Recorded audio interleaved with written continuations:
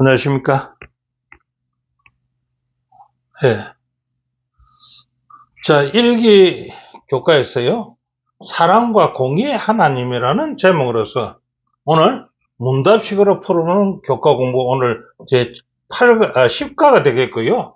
제목은 교전수칙이라는 제목으로서 공부를 한번 해보겠습니다. 교전수칙. 자, 10과 교전수칙. 신앙의 대쟁투의 교전에는요, 우리가 알아야 할 수칙이 있다는데요, 그 수칙이 무엇인지 한번 알아본다면은, 첫째로 우리는요, 대쟁투에 있어서는 상대를 알아야 되지 않겠습니까? 네, 상대를 알아야 된다. 우리가 옛말로는 지피지기라 이렇게 얘기를 하는데, 상대를 알고 나를 알면은 그 전쟁에서는 이길 수 있다. 그 싸움에서는 이길 수 있다. 자, 열왕기상 18장 19절부터 40절을 보면요, 엘리야가 갈멜산에서 하나님과 그 다른 신을 섬기는 거짓 신앙하고 싸움이 벌어집니다. 대정도가 벌어집니다. 자, 두 번째는요, 이스라엘을 둘러싼 나라들이요, 그들이 숭배한 신, 하나님을 섬기지 않는 그들이 신들을 섬깁니다. 그 뒤에는 실제로 어떤 신들이 존재할까요? 자기들이 신이라고 이름 붙여 짓는 신 뒤에는 여기나 누굴까요? 뒤에 숨어 있는 존재가 누굴까? 예. 엘리야로 말하기를 거짓 신이라 이렇게 하고, 여기는 실제로 다른 신이다 이렇게 했는데, 요 두 개의 신은 여기서 보면은 나타납니다. 성경은 그들을 섬기는 신이란 어떤 존재라고 말하는가라고 하면은, 신명기 32장 17절은요, 그들은 하나님께 제사하지 아니하고, 누구에게요? 하나님이 제사하지 아니하면 귀신들에게 제사한다는 것입니다. 그들이 알지 못하는 신들, 근래에 들어온 새로운 신들이라는데, 너희 조상들이 두려워하지 않은 그 신들은 무슨 신들요? 귀신이라고 얘기합니다. 고린도서 10장 20절은 더 정확하게 얘기합니다. 사도 바울은요, 이방인이 제사하는 것은요, 귀신에게 제사하는 것이요, 하나님께 제사하는 것이 아니다고 얘기합니다. 너는 너희가 그 귀신과 교제하는 자가 되기를 원치 아니한다고 사도 바울은 얘기하고 있습니다. 그래서 열방의 거짓 신들은요, 실제로는 신으로 위장한 마귀들이라는 것입니다. 자, 오늘 공부는요, 우주적 대쟁투의 상대는 누구인지 알아야 되고 그 수법은 무엇인지를 공부해야 될 것이라고 봅니다. 자, 오늘 기억절에는요, 죄를 짓는 자는 마귀에게 속하나니 마귀는 처음부터 범죄합니다. 하나님의 아들이 나타나신 것은 그 마귀의 일을 멸하려 하심이라고 요한일서 3장 8절은 기록하고 있습니다. 자, 첫째 날, 연착한 천사, 연착. 늦게 왔다, 이 말이죠.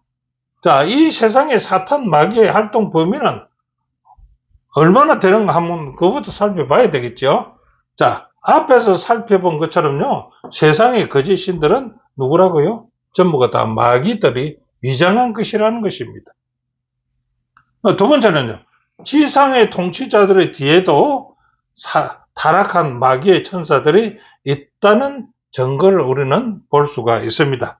공부하면서 보겠죠. 세 번째, 하나님이 보낸 사자 천사도 원수의 세력에 의해서 방해받고 있다는 것입니다. 자, 그래서 성경은요, 지상 통치자들이 뒤에 숨어 하나님의 사자도 방해할 수 있을까요? 네, 있다는 것입니다. 그것이 어디서 나타나는가? 다니엘서에 나타난다는 것입니다. 자, 사항을 한번 봅시다. 첫째, 다니엘은요, 어떤 기도를 했습니다. 어떤 기도인가? 다니엘 10장 1절부터 3절을 보니까요, 바사왕 고레서 3년에 한 일이 다니엘에게 나타났는데, 그 일이 큰 전쟁이더라고요. 어떤 전쟁인지 큰 전쟁이 알아볼 것이고, 큰 전쟁에 관한 것이라 다니엘이 그 일을 분명히 알고, 그때부터 다니엘이 어떻게 하는가? 제 1회 동안이나 슬퍼하면서 금식 기도를 했습니다. 그러나 하나님이 응답하지 않으셨다는 것입니다. 왜 하나님은 다니엘의 기도에 즉시 응답하지 않았을까? 의문이 들지 않습니까? 자, 그런데 그 상황을 본다면은 다니엘의 기도를 시작할 때에 하나님이 즉시 가벨 천사를 보냈다는 것입니다. 그런데 보냈는데 왜 21일 동안 안 왔을까? 바사 왕국에 있는 흑암의 권세에서 방해를 받았다는 것입니다. 그래서 세 일에 동안 다니엘에게 가지 못하고 그 방해로 지체되고 있다는 거죠. 왜 연착했다는 것입니다. 자, 하나님께서 당신을 권능을 행사하신다면 이런 방해가 있을 수 있는가 말이죠. 네, 있을 수 있다는 것도 왜 그랬느냐? 적에게도, 그러니까 대적하는 그들에게도 서로 알고 있는 규칙의 틀 안에서 어떤 규칙이 있다는 것입니다. 하나님과 싸움하는데도 그 규칙의 틀 안에서 주어진 자유의지의 권능에 따라서 방해를 한다는 것입니다. 누가요? 사탄이. 그 우주적 대쟁투에는요, 하나님의 천사들도 그 규칙에 따라서 활동하는 규칙이 있다는 것입니다. 그래서 어떤 때는 그 방해를 받아서 늦게도 도착할 수 있다. 그래서 이번 교과에서는 이 규칙의 틀을 우리는 교전수칙이라고 부르면서 5분 주에 공부가 들어간다는 것입니다. 자, 하나님의 일을요 하는 천사가 연착하는 이유는 무엇이 때문일까요? 무엇 때문입니까? 자, 앞에서 본 것 같이 다니엘의 기도를 시작하자마자 하나님은 가브리엘 천사를 보냈습니다. 그런데 사탄이 가브리엘 천사의 앞을 가로막아서 21일이나 연착하게 되었다는 것입니다. 연착할 수 있다는 겁니다. 가벨이 방해받고 있을 때에 어떻게 해서 이게 이제 해결이 되냐 그러면은 미가엘이 보냈습니다. 그럼 미가엘이 와서 가브리엘을 도와서 다니엘에게 가게 했습니다. 그 기간이 21일 동안이나 연착되었더라 이렇게 얘기하고 있습니다. 자, 교훈에서는요 하나님의 천사도 원수에 의해서 방해받을 수 있다 없다? 있다는 것입니다. 그분은 강압이 아닌 사랑으로 일하며 이에 대적도 자유와 힘을 가지고 대정투에 임하는 어떤 방법이 있다는 것을 우리는 알 수가 있습니다. 자, 둘째 날은요 요한계시록의 용은 무엇인가? 요한계시록의 용은 무엇인가? 요한계시록은요 하나님을 대적하는 용의 정체는 무엇인가라고 한번 묻는다면은 계시록 12장 9절의 큰 용, 이 용이 정체는 무엇인가? 용이 내어 쫓기니 하늘에서는 용이 내어 쫓긴답니다. 그거는 옛 뱀이고 마귀고 사탄이라고 하는 온 천하를 깨는 자라라고 이야기합니다. 그런데 그가 하늘에서 땅으로 내어 쫓기니 그의 사자들도 저와 함께 내어 쫓긴 이가 요한계시록의 용으로 나온다는 것입니다. 자, 그럼 사탄 용이죠? 사탄 용은 짐승에게 어떤 권세와 통치권을 주며 이 통치권과 권세로 무엇을 하는가 한번 알아봅시다. 자, 용은 계시록 12장 9절에 나왔는데요. 그 짐승은 계시록 13장 1절 4절에 나옵니다. 그래서 거기 보면 용은요, 바다에서 나온 짐승에게, 이 짐승입니다. 짐승에게 자기의 능력과 보좌와 큰 권세를 누구에게 주고요? 그 짐승에게 주니까 이 바다에서 나온 그 짐승은 어떻게 되느냐? 첫째, 교만해집니다. 그래서 하나님을 모독하는 말을 하게 되고요. 두 번째는요, 하나님과 그분의 종들을 대적하고 있습니다. 그리고 42돌 동안 하나님의 백성을 박해하는 권세를 받았더라. 이 다니엘의 큰 전쟁을 무엇을 보고 있었습니까? 예, 물론 이제 상세하게 하려면은 포로로 잡혔던 이스라엘 백성들이 바벨론에서 다시 이제 해방이 돼서 하나님 성전을 짓는데 그걸 방해되는 것부터서 한때 두때 반때에 1260년간을 42달 동안 하나님의 백성을 박해하는 이런 권세를 받은 그것이 큰 전쟁이 아니겠느냐 이겁니다. 두 번째, 짐승은요, 용에게 지상의 종교, 정치, 세력과 권력을 받아가지고 어떻게 하는가? 하나님에게만 합당한 경배를 가로채기 위해서 오만 행사를 다하고요. 그 짐승은 하나님의 이름을 모독하기도 하고요. 하나님의 거룩한 자들 성도와 싸우고요. 일정 기간 이기기까지 한다는 것입니다. 그 1260년 동안 42달 동안 그들을 이기지요. 이런 전 세계적인 권세와 통치권은 이 세상을 찬탈한 통치자인 용이 그에게 부여한 것이었더라. 이렇게 교과에는 얘기하고 있습니다. 자, 사탄과 그 짐승의 권세는 영원할 것인가요? 자, 이렇게 괴롭히는 이 용과 그의 짐승은 그 권세가 영원할까요? 그러나 사탄과 그의 대리자들에게도 시간적 한계가 포함한 분명한 제약이 있다라고 얘기합니다. 시간적 한계가 있다는 것입니다. 마귀는 자기의 때가 얼마 남지 않은 줄을 알므로써 크게 분해해서 너에게 내려가섬이라고 계시록 12장 12절에 말하고 있죠. 하나님은 마침내 승리하신다는 것입니다. 그를 따르는 자들의 모든 눈물을 그 눈에서 닦아주신다. 성경이 그렇죠. 다시는 사망이 없고 애통하는 것이나 곡하는 것이나 아픈 것이 다시 있지 아니하리니 처음 것들이 다 지나갔음이라고 계시록 21장 4절에 얘기하고 있습니다. 예, 마귀는요, 사탄 마귀는 자기의 때가 얼마 남지 않은 줄 알고 있습니다. 그래서 시간적 한계가 그들에게도 있다는 것입니다.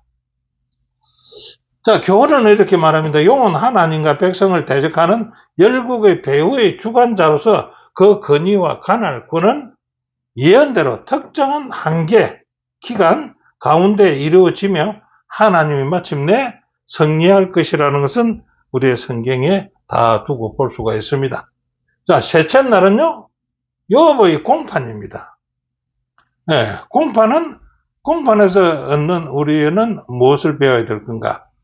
욥기서에 나타나는요, 대쟁투를 통하여 어떤 교전 수칙을 우리는 볼 수가 있는가? 자, 욥과의 공판에서 어떤 교전 수칙이 주어졌는지 한번 볼까요? 자, 욥기 1장 6절에는요, 하루는요, 하나님의 아들들이 하늘에서 모였지요? 여호와 앞에 섰는데 사단도 그들 가운데 왔더라는 것입니다. 자, 이 장면은 일종의 천상의 회의라고 말할 수 있는데 사탄은 거기에 왜 갔을까요? 초청받아 가지는 않았을 거 아닙니까? 사탄은 여기에 숨어 들어온 자라고 보입니다. 자, 하나님께서 사탄에게요, 욥을 보았는지를 묻거든요. 그런데 하나님께서 사탄에게 욥을 보았느냐라고 묻는 것은 어떤 의도가 있을 것입니다. 예, 성경에는 그게 안 나왔지만은 그것에 어떤 논쟁이 있지 않았을까? 이 하나님께서 욥에게 묻기 전에 그것에 어떤 논쟁이 있었을 것이 아닌가? 그래 짐작할 수 있다는 것입니다. 이 질문은요, 이 질문, 네가 사단에게 욥을 보았느냐 하는 이 질문은 현재 진행 중인 것입니다. 우리에게 그 대쟁투의 맥락에서 우리도 지금도 이 사항을 볼 수가 있다 이겁니다. 사탄이 하나님에게 우리를 보았느냐라고 얘기할 수 있다는 것입니다. 하나님께서 사탄에게. 근데 욥은 우리를 다시 어떤 방법을 욥에게 대하듯이 하겠죠. 사탄의 이 주장은요, 욥의 인격과 하나님의 성품을 모두 다해서 비방을 하는 그런 얘기가 된다. 이렇게 얘기합니다. 자, 욥이 하나님을 공경하는 이유를 사탄은 어떻게 주장합니까? 하나님 물었을 때 어떻게 대답할 거예요? 하나님은요, 욥이 순전하고 정직하며 하나님을 경외한다고 정언할 때 사탄은 뭐라고 합니까? 사탄은 하나님이 그를 보호하시기 때문에 욥이 하나님을 경외하는 것이 아닙니까? 라고 주장을 하는 겁니다.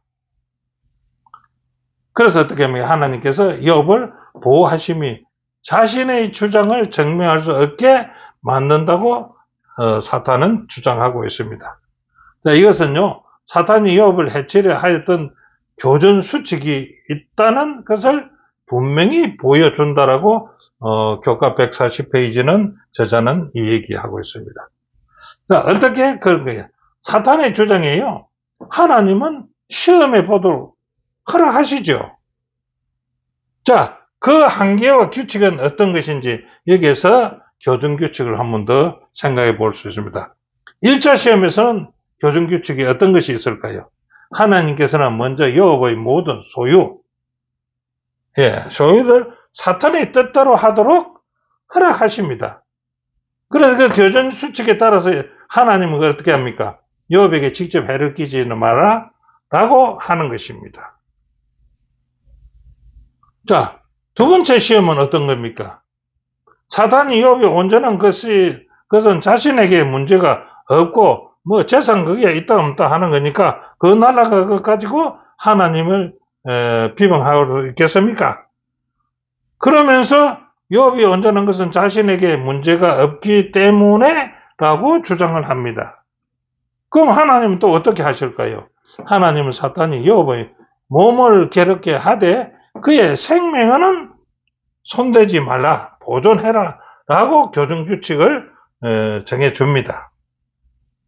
자, 이때 사탄은요, 욥을 수없이 괴롭혔지만은 욥은 하나님 이름을 오히려 찬송한다는 것이 우리가 알 수 있는 것이죠. 자, 욥기에 기록된 하늘의 광경은요, 우리에게 이 대쟁투의 실체와 그것이 지상에서 어떻게 전개되고 있는지에 대한 경이로운 통찰을 우리에게 제공한다라고 교과 141페이지는 저자는 기록하고 있습니다. 자, 교훈에는요, 욥기는 대쟁투에 적용될 수 있는 교전 수칙이 있음을 보여주는데요. 사탄의 악한 도발에도 하나님은 사랑의 원칙을 어기지 않고 이 문제를 해결합니다.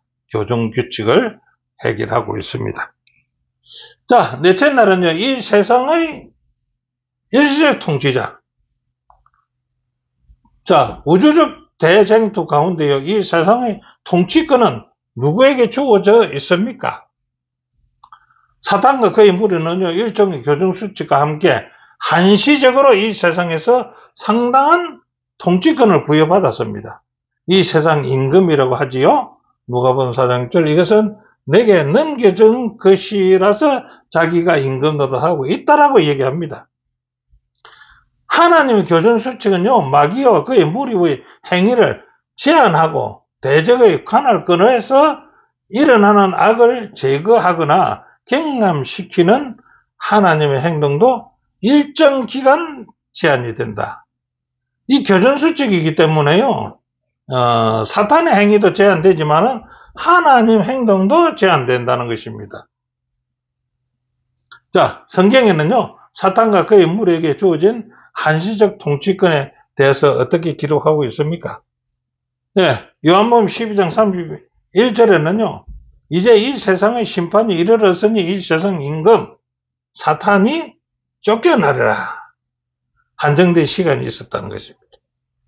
자, 요한복음 16장 11절 심판에 대해서 하면 이 세상 임금이 심판을 받았습니다. 이 세상 임금이 누굽니까? 사탄입니다. 그런데 본래는 사탄이 아니죠? 네. 요한복음 14장 30절에 이 세상 임금, 진짜 이 세상 임금은 예수님입니다. 예수님이 오겠습니다. 그러나 저는 내게 관할을 할 것이 없다. 사탄이 자기 주장을 예수님 앞에서 내세울 건 없다 이깁니다. 요한일서 3장 8절에 하나님의 아들이 나타나신 것은 마귀의 일을 멸하려고 나타나신 것입니다. 네, 사탄은 예수님 앞에서 더 자기의 주관을 내세울 수가 없다는 것입니다. 자, 하나님 나라의 근본 통치 원칙을 유지하면서 당신의 일을 제한하는 규칙이 있다면 어떤 일일까요? 피조물에게 부여된 자유의지는요, 하나님의 통치 원칙에 걸림돌이 될까요? 안 될까요? 걸림돌이 됩니다. 자유의지 때문에. 자, 지금은 우리가 알지 못하는 언약적 교전 수칙이 포함된다. 우리가 알지 못하는 교전 수칙이 있는데 이 교전 수칙들이 피조물에게 부여된 자유의지 때문에 하나님의 통치 원칙에서 걸림돌이 된다는 것입니다. 하나님의 행동에 대한 이러한 걸림돌과 제한은요, 이 세상에서 악을 즉시 제거하거나 줄여주는 하나님의 도덕적 능력의 행사에 중대한 영향을 미친다라고 얘기합니다. 이 때문에 우리는 계속되는 악과 고통을 보게 되었고, 이는 실제로 많은 사람에게 하나님의 존재나 그분의 선하심에 대해 의심을 품게 할 수가 있다라고 말합니다. 그러나 일단 대쟁토의 배경과 하나님의 악을 다루는 방법에 대해서 정해두신 방법을 이해하려면요, 우리는 하나님께서 악에 대한 최종적인 승리를 거둘 때까지 세상이 왜 이런 모습인지를 조금 더 잘 이해할 수 있다라고 교과 143페이지는 저자는 이야기하고 있습니다. 자, 교훈에는요, 하나님의 역사에 대한 의문이 있지만은 대쟁토의 배경과 그분이 악을 다루시는 법을 이해하면 최후 승리를 거둘 때까지 세상이 왜 이런 모습인지 이해할 수가 있을 것이라고 말하고 있습니다. 자, 다섯 첫째는요, 한계와 규칙입니다. 한계와 규칙. 우주적 대쟁토가 시작된 원인은 무엇이라고 봅니까? 앞에서 봤죠. 하나님의 선하심, 공의, 통치에 대한 사단의 비방으로 인해서 일어났고요. 그것은 하나님의 성품에 대한 논쟁이고요. 일종의 우주적 언약 소송이라는 것입니다. 이것이 사랑의 정부의 전체를 위협하는 것이라면 단순히 덮고 넘어갈 수는 없다는 것입니다. 이런 논쟁의 해결 방법은 힘이나 권력으로 해결될 수 있는 사건이 아니라는 것입니다. 네, 힘으로나 권력으로 한다면 해결을 했겠죠. 자, 대쟁토의 해결 방법은 어떤 것이 있을까요? 어떤 증거로서 증명하고 입증하는 과정이 필요하다는 것입니다. 그 어떤 증거로서 증명하고 입증하는 과정. 그다음 두 번째, 자유롭고 공정한 공개 조사가 허용되어야 한다 이겁니다. 그래서 이 대쟁토는 지구적 문제가 아니라 우주적 문제가 된다는 것입니다. 자, 하나님이 어떤 교전 수칙에 동의하였다면은 그 약속에 따라서 하나님은 하지 않겠습니까? 그렇겠지요? 하나님이 그 수칙에 동의함으로 그분의 이후의 행동은 도덕적으로 하나님의 행동도 제한이 된다는 것입니다. 자, 교전 수칙에 동의함으로 하나님의 도덕적 행동의 제한과 인력에 미치는 영향은 어떤 것이 있는가? 자, 마가복음 6장 5절을 보니까요, 거기서는요, 아무 권능도 행할 수 없어서 다만 소수의 병인에게만 안수하여 고칠 뿐이었다라고 얘기합니다. 예, 거기서는 아무 권능도 행할 수 없었고요. 다만 소수의 병인에게만 안수하고 고칠 수 있을 뿐이었다고 했습니다. 이게 한계가 있지 않았습니까? 그런데 이 환경에서 어떻게 하면 이 환경을 다시 바꿀 수가 있을까요? 이렇게 합니다. 이 상황은요, 교전 수칙 때문에 불가능하거든요. 이렇게 했네. 그런데 이를 해결은 할 수 있는 방법은 우리가 기도로서 하나님의 행동하게 함으로 이 세상에 많은 변화를 일으킬 증거를 볼 수가 있다고 합니다. 우리의 기도가 이 권능과 행할 수 있는 조건에서 벗어날 수 있다 이겁니다. 마가복음 9장 29절, 이런 시대 기도 외에는 다른 것으로는 이런 유가 나갈 수 없다. 그래서 기도는 이 해결을 할 수 있다. 자, 교전수칙에는요, 앞서 말한 것과 같이 대쟁투에는 적어도 지금은 하나님이 정당하게 하실 수 있는 일을 제한하는 특정한 교전수칙이 있다라고 145페이지에 저자는 말하고 있습니다. 자, 교훈은요, 일시적인 어둠의 왕국이 통치로부터 일어나는 악을 대적하는 하나님의 행동은 교전수칙에 따라서 도덕적으로 제한되나 믿음과 기도에 따라서 역동적으로 변할 수는 있다라고 얘기합니다. 자, 오늘 공부를 한 것에 대해서 결론 한번 지어볼까요? 자, 첫째, 열방신들이 뒤에는 뭐가 있다고요? 다른 존재가 있다는 것입니다. 이 사실은 대쟁투의 본질을 잘 이해해 줍니다. 그렇죠? 그 다른 존재가 뭡니까? 사탄 마귀죠. 두 번째, 하나님은요, 그 대적도 자유와 힘을 가지고 대쟁투에 임하도록 하시며 그 권위와 관할 거는 특정한 한계와 정해진 규칙 가운데서 이루어져야 된다고 말합니다. 교정 규칙에 따라서요. 하나님은 어려움이 있지만은요, 사랑의 원칙을 어기지 않고 교정 규칙의 문제를 해결하시고 계신다는 합니다. 하나님이 마침내 승리하실 것을 이해할 때 의문의 답을 우리는 발견하게 될 것입니다. 우리는 기도와 믿음을 통해서만 하나님이 더 역사하실 수 있게 우리는 기도할 수밖에 없다라고 결론은 얘기하고 있습니다. 자, 오늘 공부는 여기까지입니다. 함께 공부해 주신 여러분 대단히 감사합니다. 다음 주에 다시 뵙겠습니다.